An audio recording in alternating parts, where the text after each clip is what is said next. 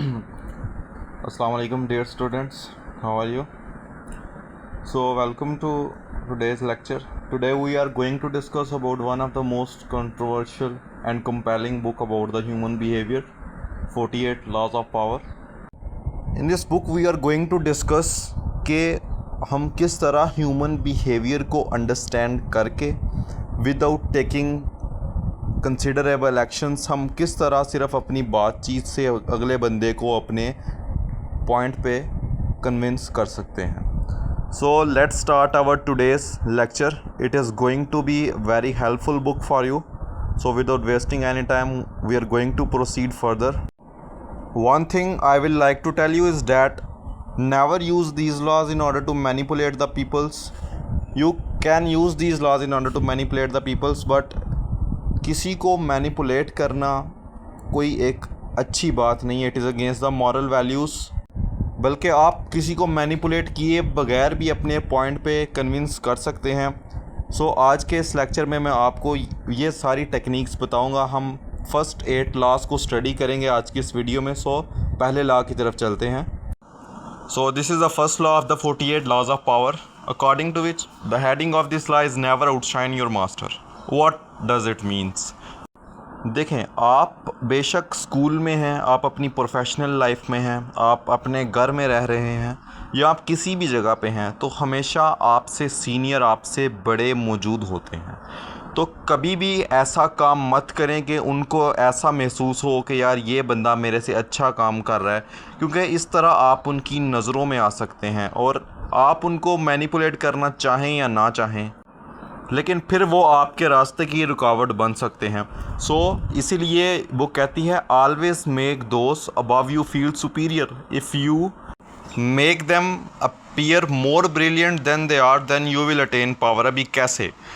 जब आप अपने सीनियर को, आप अपने से बड़े को ये शो करवाएंगे yes you are more brilliant than me, you are doing the task well. So इसका आपको फ़ायदा क्या होगा कि विद रिस्पेक्ट टू अदर्स वो आपको एक कंपनी में ज़्यादा फेवर करेगा. अगर 3 से 4 लोग बैठे होंगे तो वो उनकी बजाय आपको ज़्यादा फेवर करेगा, क्योंकि आप भी उसको फेवर कर रहे होंगे. So this is our first law. So now let's proceed towards the next one. The second law is missing over here, but I will make it sure that in the next lecture मैं आप second law के बारे में आपको brief कर दूंगा. So this is the third law. Conceal your attentions. Keep people off balance and in the dark by never revealing your true purpose. Take away, do not show your cards, let's your action speak louder than your words. Now what does it mean? कहते हैं कि आप जो कहते हो वो करो मत, और जो करते हो वो कहो मत. अभी क्यों? Noted, not everyone is a nice person like you are. अमूमन ऐसा होता है कि इंसान जैसे खुद अच्छा होता है, जो शख्स उससे मिलता है वो उसे भी बिल्कुल ऐसा ही अच्छा समझता है. सो अगर आप अपने प्लान्स और गोल्स किसी को बता दोगे तो maybe there are some people that will make it sure that you will not be able to achieve your goals. वो आपके रास्ते में, आपके रास्ते का पत्थर बन सकते हैं, वो आपकी सामने हिंड्रेंस क्रिएट कर सकते हैं, वो आपके लिए एक ऑब्स्टैकल बन सकते हैं. सो आप अपने ऊपर एक्स्ट्रा बर्डन क्रिएट ना करें, अपनी इंटेंशंस को कंसील रखें और अपनी तमाम की तमाम एनर्जी अपने गोल को हासिल करने पे लगाएं, ना कि लोगों से बचने में. The next law is always say less than necessary. The more you say the more common you appear. Silence creates power and mystery. The takeaway of this is be conscious. The less you say, the more control you maintain. देखें, it's a reality के जो चीज़ ज़्यादा देर के लिए आपको मैसर आती है, आप उसकी रिस्पेक्ट, उसकी वैल्यू को कम कर देते हैं. ये एक नेचुरल साइकी है. There is a concept behind this. Psychology की लैंग्वेज में एक कॉन्सेप्ट है कि वो काम या वो चीज़ें जो आप मुकम्मल कर देते हैं या आपको नहीं मिलती, उनकी वैल्यू, उनका रिस्पेक्ट आपके माइंड में मेंटेन रहती है, बजाय उन चीज़ों के या उन लोगों के जो आपको मिल जाते हैं, या वो टास्क जो आप कंप्लीट करते हो, आपका माइंड उनको ब्लर कर देता है. इसके अलावा आपको इस रूल का एक फ़ायदा ये भी होगा कि आप जितना कम बोलेंगे, इट मीन्स कि आप अगले बंदे को उतना ज़्यादा सुनेंगे. तो आपको उसकी बात का जवाब देने के लिए या उसे कन्विंस करने के लिए उसके इमोशंस को समझना पड़ेगा और उसके इमोशंस को समझने से पहले आपको उसे सुनना पड़ेगा। एक बादशाह था, उसने अपने दरबार में एक बंदा सिर्फ इस काम के लिए रखा हुआ था कि मुझे मेरी राया से कुछ ऐसे बंदे निकाल के दो जो कि मेरी रियासत को, मेरे मुल्क को चलाने में मुझे हेल्प आउट कर सकें। तो वो बंदा सिर्फ क्या करता था कि वो लोगों को सुन के, उनको, उनके इमोशंस को अंडरस्टैंड करके बादशाह की रियासत को चलाने के लिए लोग निकाला करता था। तो बात करने का मकसद ये है कि आप जितना कम बोलेंगे इतना ज़्यादा आपको मौका मिलेगा दूसरों को अंडरस्टैंड करने का। The next law is so much depend on reputation and guard it with your life. इसको समझने से पहले आप ये अंडरस्टैंड करें कि रेपुटेशन क्या होती है। रेपुटेशन इज़ बेसिकली वो चीज़ है कि आप अगले बंदे की नज़र में क्या हैसियत रखते हैं, अगले बंदे की नज़र में आपकी इमेज क्या है। Reputation is the cornerstone of power. Once tarnished, it's hard to repair. Protect your name and defend your credibility relentlessly.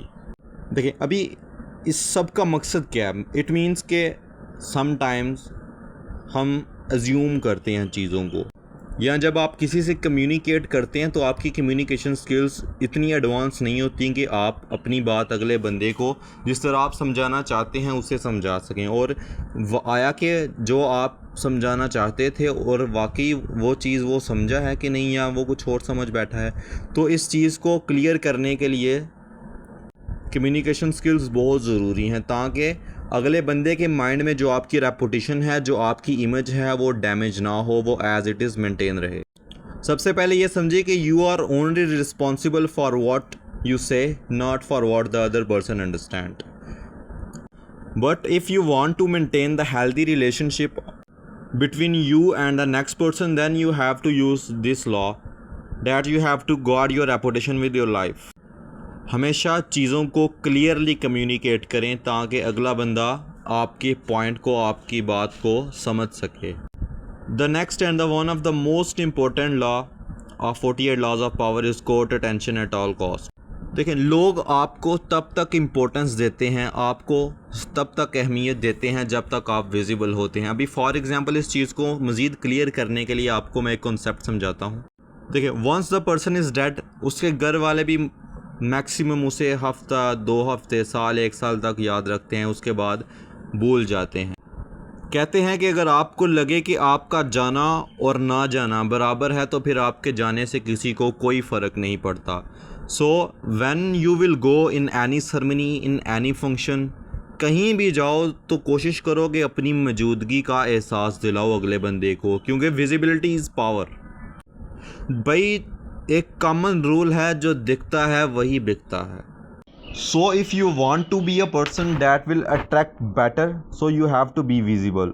The next law is get others to do the work for you but always take the credit. One thing that should be very clear in this, that you should know how to delegate your command, how to delegate and assign the task to the individual persons, and how to make sure that they will execute the required task, the design task you have allotted them. So delegation of command के लिए मैं आपको एक separate video बना दूंगा ताकि आप उसको अंडरस्टैंड कर सकें। अगर मैं आपको यहाँ बताता हूँ तो वीडियो बहुत लंबी हो जाएगी।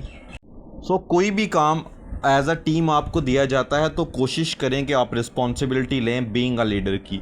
फिर बीइंग अ लीडर आप अपने टास्क को अंडरस्टैंड करें और जो आपने अंडरस्टैंड किया है वो अपनी टीम को कन्वे करें।